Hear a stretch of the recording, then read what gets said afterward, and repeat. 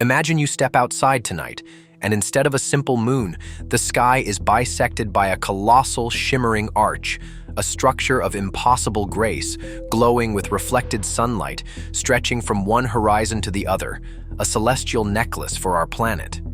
It's a sight of such profound beauty, it would change humanity forever. It would also be an execution order. This glorious structure would choke the life from our planet, but not from falling debris or some cosmic collision. It would kill us with something far more elegant, far more patient. It would kill us with a shadow, a moving band of twilight that would creep across the globe, rewriting the very map of life on Earth. Hey, I'm Leo, and this is Everyday Ifs. Today we're putting on some planetary jewelry and discovering why it would be the most beautiful and most deadly accessory in the solar system. First, let's paint the picture. Let's say a stray moon or a massive asteroid got too close, and the Earth's gravity, our Roche limit, tore it apart. A billion glaciers worth of ice and rock ground into shimmering dust and city-sized boulders, all captured in a perfect, flat disk around our equator. From the ground, the view would be breathtaking. During the day, the rings would be a brilliant, milky white arc in the sky. So, if you live directly under them, say in Quito, Ecuador, would you be in permanent darkness? The answer is a surprising no, and it reveals the first major change to our daily lives. The rings would act like a colossal mirror, scattering sunlight across the atmosphere. The sky wouldn't be blue anymore. It would be a luminous, pearlescent canvas. And at night, there would be no true night. The rings would gather up the sun's light and pour it back down onto the dark side of the Earth, casting a silvery glow bright enough to read by. We meet our character, Ilara, an amateur astronomer on the first night. She's on a hill, telescope forgotten, just staring up. The familiar constellations of her childhood are gone, washed out by this impossible ethereal glow. It's the most beautiful thing she has ever seen. She doesn't know it yet, but she is looking at the dawn of a completely new world, and this glorious light show comes with a deadly price tag, one paid in fire and silence. You see, the global financial markets would collapse within weeks. International communication would be a memory. Why? Because every single one of our thousands of satellites would be gone. But the reason isn't giant asteroids smashing them to bits. The culprit is more insidious. It's a constant, gentle rain. The rings wouldn't be solid. They'd be a chaotic blizzard of particles, from fine dust to pebbles and rocks, all orbiting at blistering speeds. Our upper atmosphere would become a permanent shooting gallery. You wouldn't just see the occasional meteor shower, you'd witness a constant planet-wide fizz of microparticles burning up. A whisper-quiet hiss that would be the new soundtrack of the heavens. Any satellite we put up there would be sandblasted into uselessness in a matter of months, if not days. Imagine trying to fly a drone through a perpetual hailstorm.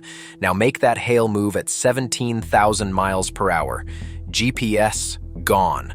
Global internet, gone. International banking, gone. We'd be thrown back into a world of undersea cables and radio waves, our digital infrastructure shredded by a relentless cosmic drizzle. But even if we could somehow live without our satellites, a far more fundamental threat is now sweeping across the globe. The killer we hinted at in the beginning. See, the rings orbit our equator, but the Earth itself is tilted on its axis by 23.5 degrees. This tilt is what gives us our seasons. And with the rings in place, it would give us something else. The Great Shadow. For 6 months of the year, as the northern hemisphere tilts toward the sun, the rings would cast a colossal shadow onto the southern hemisphere. And for the other 6 months, as the south tilts toward the sun, that shadow would be cast upon the north. This isn't a normal shadow, like the kind cast by a cloud. This would be a moving belt of profound, perpetual twilight, hundreds, even thousands of kilometers wide. From space, it would look like a dark wound on the face of the planet, a blade of shadow, cold, and silence.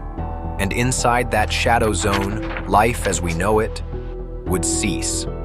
Let's check back in with Alara. 10 years have passed. Her home city, once a bustling metropolis, now lies within the Umbra zone for 4 months of the year. The average temperature has plummeted. The sky is a deep, bruised purple. The sun, a hidden memory. There is a perpetual chill in the air that seeps into your bones. The city's power grid groans under the strain of powering the vast greenhouses, where genetically modified crops grow under the hum of artificial light, a desperate attempt to fend off starvation. Outside the city, the forests are silent. Photosynthesis has all but stopped. The leaves on the trees are withered and brown. The birds have fled. The food chain has not just been disrupted, it has been amputated. Any animal that couldn't migrate has perished. This is an apocalypse not of fire, but of frost. A slow, quiet, creeping death. But the shadow doesn't stay put. As the Earth continues its orbit, the band of shadow slowly migrates. In the spring, it moves north, and in the fall, it moves south, sweeping across the planet at a speed faster than a high-speed train. This would create a world order unlike anything we've ever conceived. Humanity would become nomadic again, not by choice, but by necessity. Whole populations would have to pack up and move twice a year to stay ahead of the ring winter. You'd have the Great Northern Migration and the Great Southern Migration. Cities would be abandoned for half the year, becoming silent, frozen ghost towns, only to be re-inhabited when the sun returned. Economic power would shift entirely. The most valuable territory on Earth would no longer be land rich in oil or minerals, but land that enjoyed the most days of unobstructed sunlight. Nations in the far north and far south, Canada, Scandinavia, Chile, New Zealand, would become the new superpowers, the sun-rich nations, while the equatorial regions, with their beautiful but deadly sky view, would be locked in a constant battle with the shadow. And Alara? Her amateur hobby has become the most vital profession of the New Age. She is a shadow tracker, an astronomer who charts the precise movement of the Umbra, telling communities when to plant, when to harvest, and when to flee. Her telescope is no longer for looking at distant galaxies. It's for calculating the survival of her people. Culture itself would warp. The rings would become our new gods, our clock, our calendar. New religions would form around their light and their shadow. We'd have new festivals, not based on solstices, but on the coming of the light or the passing of the shadow. Our art, our music, our stories would all be woven from the threads of this magnificent, terrible structure in our sky. So what if the Earth had rings? We think of it as a simple, beautiful addition, but it wouldn't just be an object in our sky. It would become the central, organizing principle of our entire existence.